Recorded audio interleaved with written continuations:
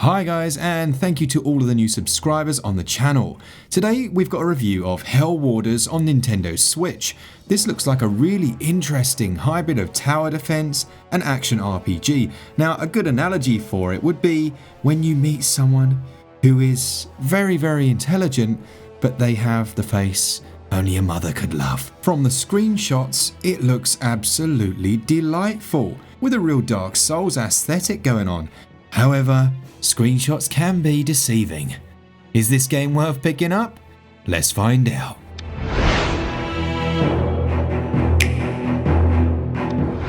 The Hell Warders have fought back the demonic hordes for thousands of years. It's their duty to guard the gates and fight back anything that would dare enter the human realm. There was a stalemate between the Hell Warders and the demons for thousands of years, but 5 years ago a hero betrayed the Hell Warders and conveyed the secret about the Nexus to the demons. The demons found a way to extract the power of the Nexus and turn themselves into the greater demon, and such is the story of Hell Warders. Now you play as a Hell Warder yourself. You begin the game by trying to fight back or retake control of the areas lost to the demonic hordes. I thought the introduction and delivery of this, with the comic book style stills, worked really well. It was also refreshing to have a genuinely meaningful story draped, however loosely, over the main gameplay. Each chapter of the game or act is divided into these areas, and you feel like you're gradually reclaiming this besieged kingdom. Story wasn't hugely unique, but I felt it scaffolded the gameplay experience nicely. It scores 14 out of 20.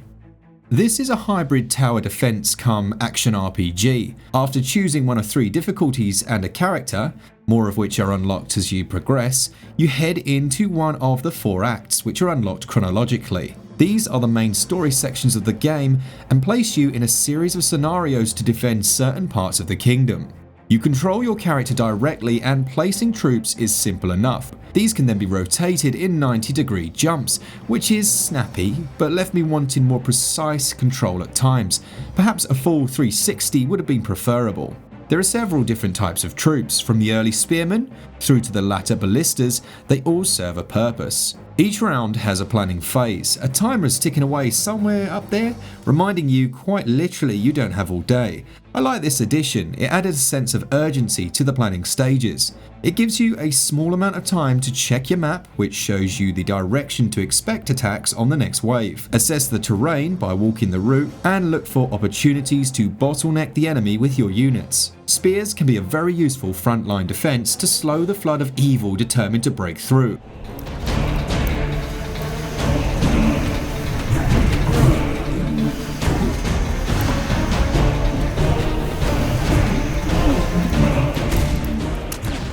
This enables for careful placement of ranged units such as archers and magic users to wear them down while in combat, preferably from the flank. Some of the enemies will be more susceptible to physical damage while others to magic. This ensures a healthy balance is optimal for victory.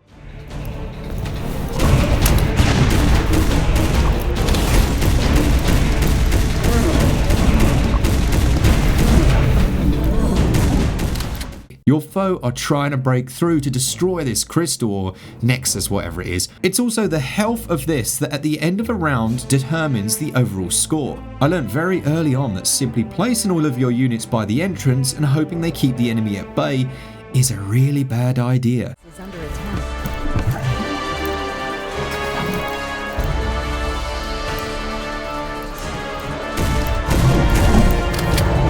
Our nexus is under attack.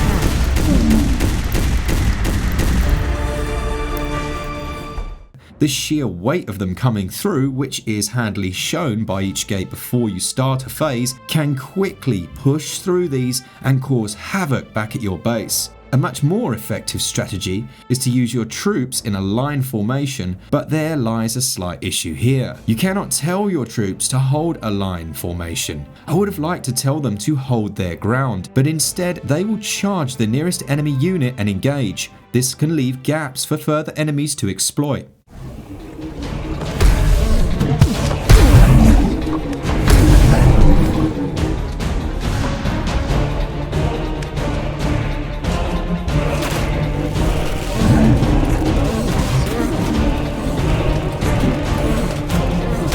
It's magic!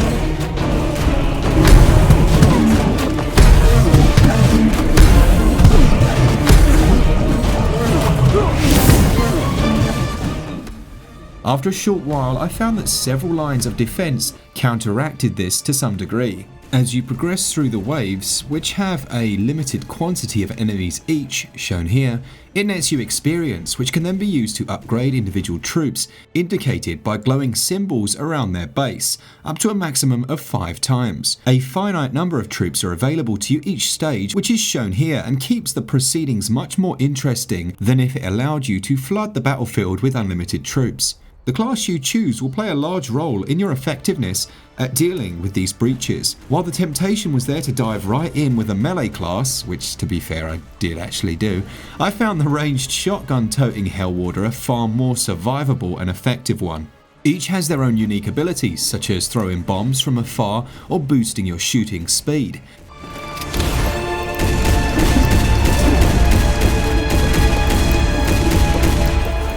These have the token cooldown timers ticking away. What was a very nice touch was the ability to take all the experience points you'd earned in single and online play and upgrade your character accordingly, but also the troops you deploy. This allowed for a deeper level of progression. Do you focus on yourself, turning yourself into a walking tank?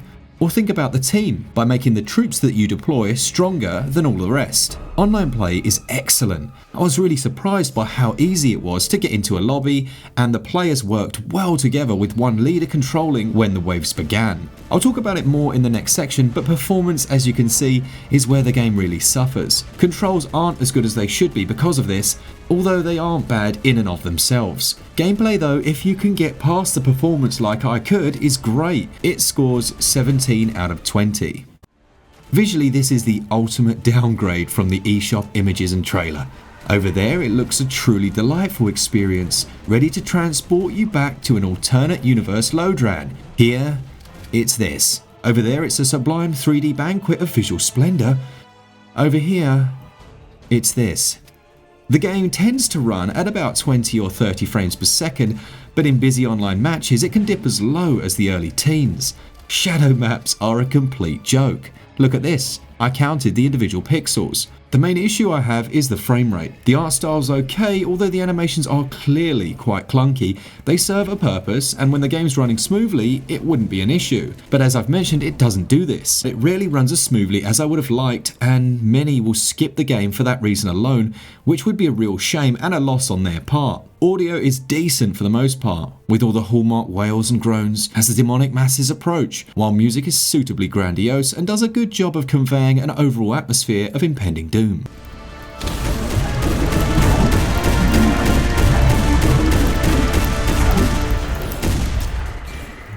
And the veins of the first king must be thoroughly spilled in order to release or seal the Bloodgate.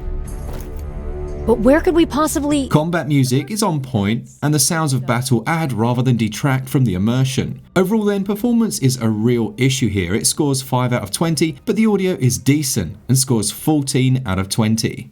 The game's really reasonably priced, and despite many writing this off due to the performance, I just can't do that. I've had so much fun playing this one, and for those who can get past the less than stellar performance, there is tons of addictive and compelling gameplay to enjoy. I would have liked a few more unlockable troop types, and perhaps the selection of main warders is a little thin on the ground, but the online really sealed the deal for me. It's an absolute blast to play. With 4 large single-player acts and the inclusion of a deeper leveling system, I'm just left wanting to play more really. It's a very fun game. Value scores 17 out of 20.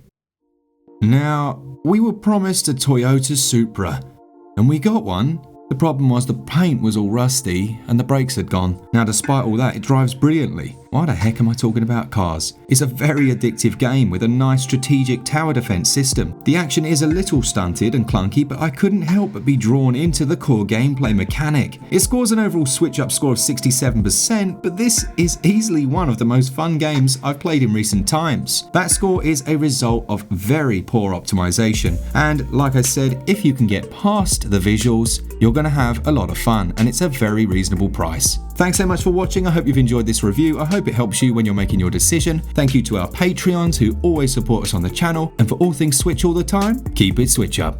Cheers guys, see ya!